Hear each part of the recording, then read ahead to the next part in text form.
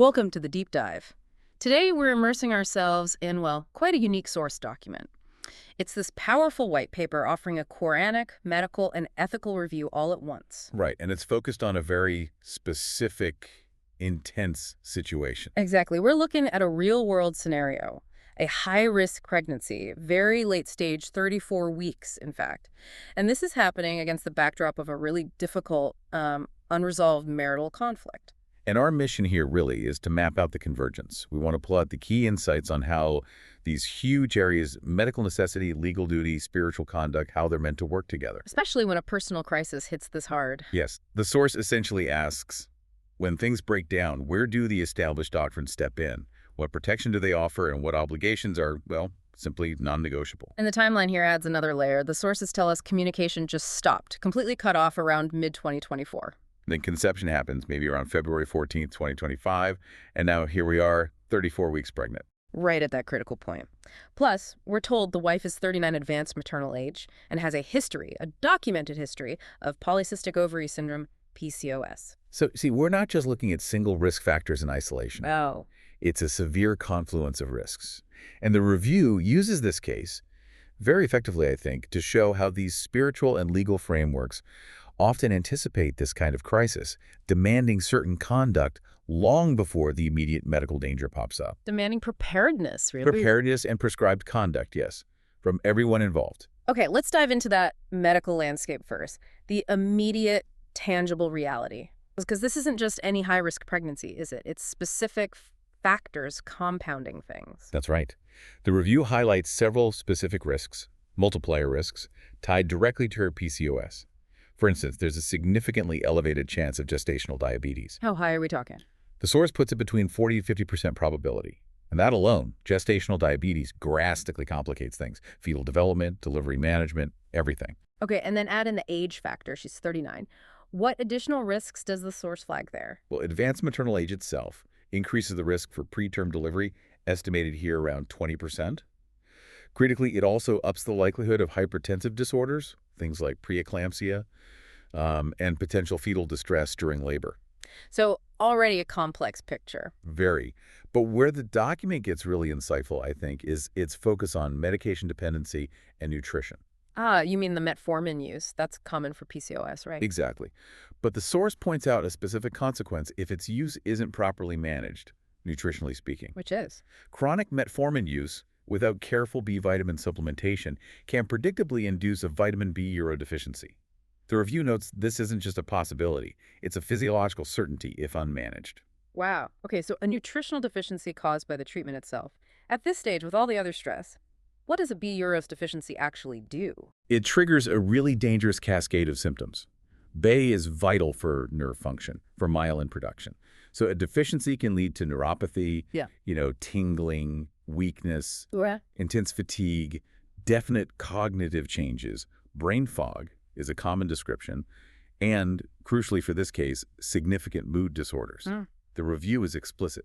Increased anxiety, depression, and volatility. So you've got the relational conflict already boiling, and then potentially chemically induced fatigue and mood swings on top of that. The risk isn't purely physical then. Precisely. It's systemic. Yeah. This convergence, PCOS, age, potential nutrient deficiencies, it all points to one medical conclusion. Intervention is necessary. You mean? Meaning the medical opinion based on these combined risks is pretty clear-cut. Hospitalization, or the very least strict continuous observation, is medically probable. And that's irrespective of the marital situation. Right. That becomes the baseline fact everything else has to work around. Exactly. It's the immovable object the legal and spiritual duties must now navigate. Okay, if the medical reality is that severe, then this next section, the psychological overlay, becomes incredibly important.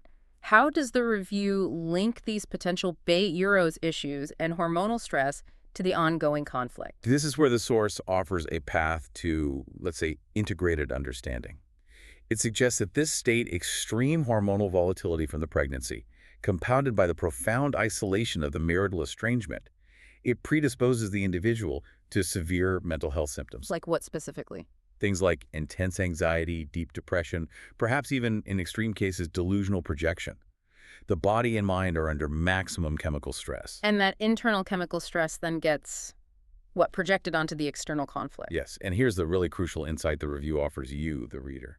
These physical manifestations, the mood swings, maybe paranoia, heightened anxiety, they're often misunderstood Misunderstood how? by those around the situation. They might see it as willful moral failure or spiritual deviation. People might assign blame, call it bad behavior. When really, the source argues, it's medically explicable. It's rooted in hormonal imbalance, nutritional deficits, all magnified by immense stress. That's a massive reframing. It shifts the focus from judgment towards, well, clinical empathy, recognizing the physiological source. It absolutely does. It forces a distinction between cause and effect.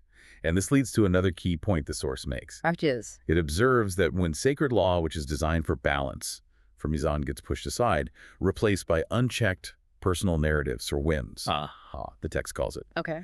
then even the person's physical health and psychology start reflecting that imbalance. The review implies that following the prescribed legal boundaries is actually vital for spiritual, legal, and psychological equilibrium. Right. So let's shift from the immediate medical crisis to that ethical and spiritual structure defining the relationship itself, even in its fractured state. The Qur'anic view of marriage is central here. Absolutely central. The document really emphasizes the gravity of the marital bond. It's not just some civil contract. It's consistently called mithaq galeh, Meaning? a solemn, weighty, living covenant, one established under divine guardianship.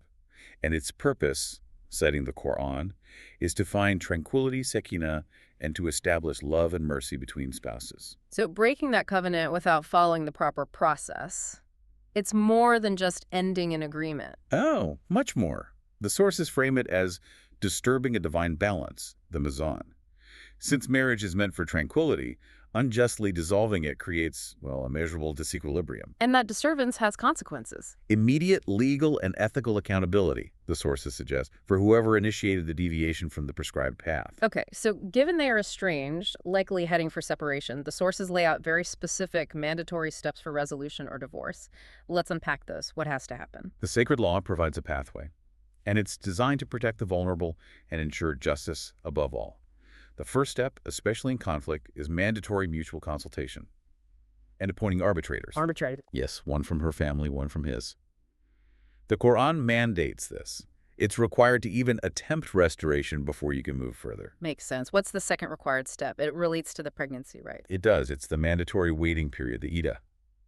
This is crucial for verifying pregnancy and confirming lineage, obviously. But it's more than just a biological check. Much more. The review stresses the iddah isn't just medical verification. It's a legally enforced cooling-off period. It's designed to keep the door open for reconciliation right up until the very last moment.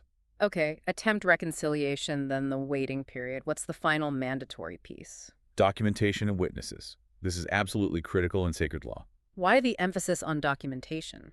It's the cornerstone, really, for preventing future injustice, especially regarding false claims about lineage, either denying paternity or falsely attributing it.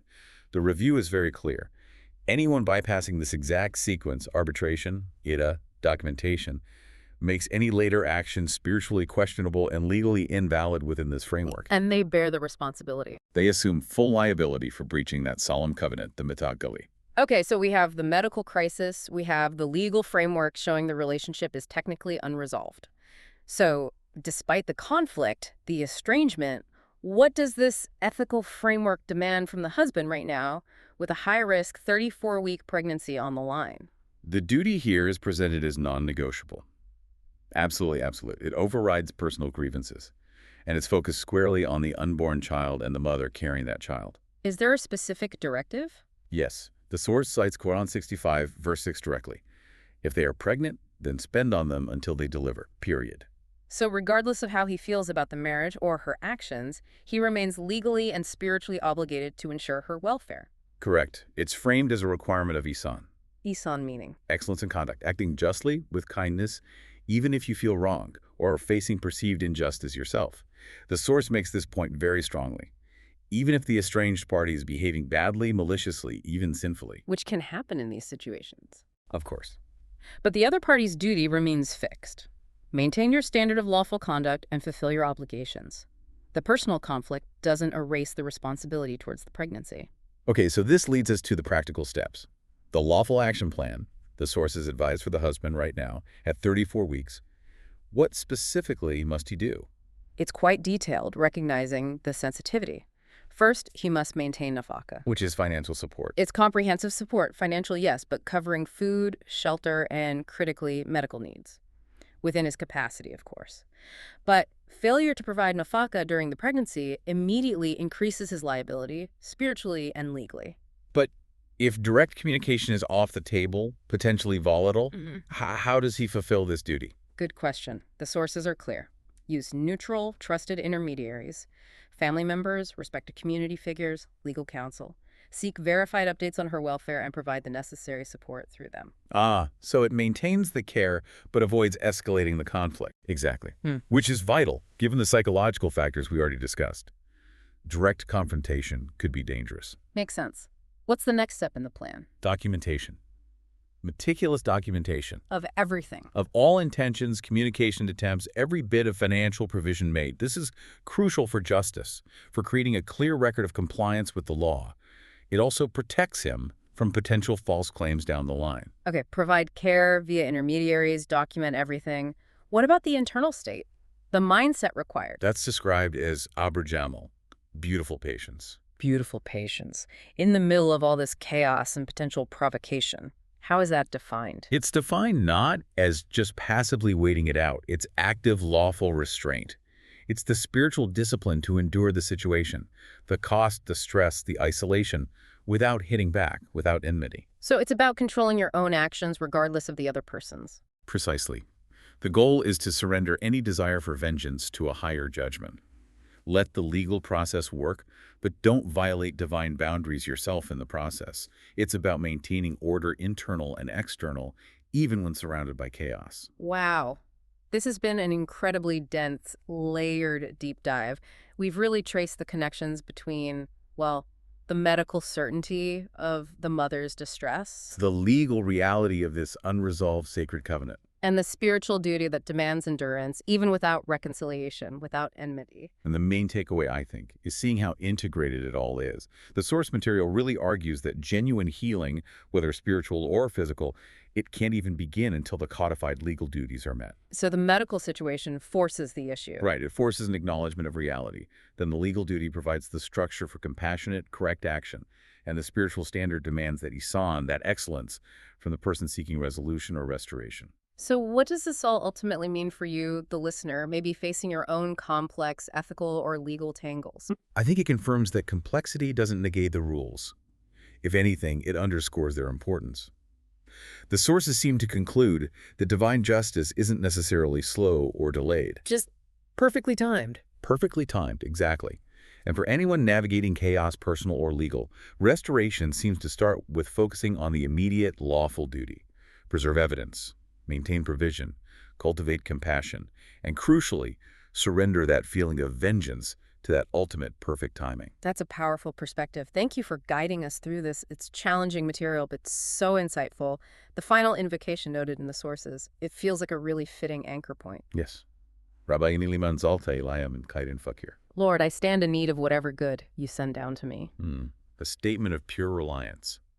It really sums up the right spiritual posture when facing such profound crisis and uncertainty. Thank you for joining us on this deep dive.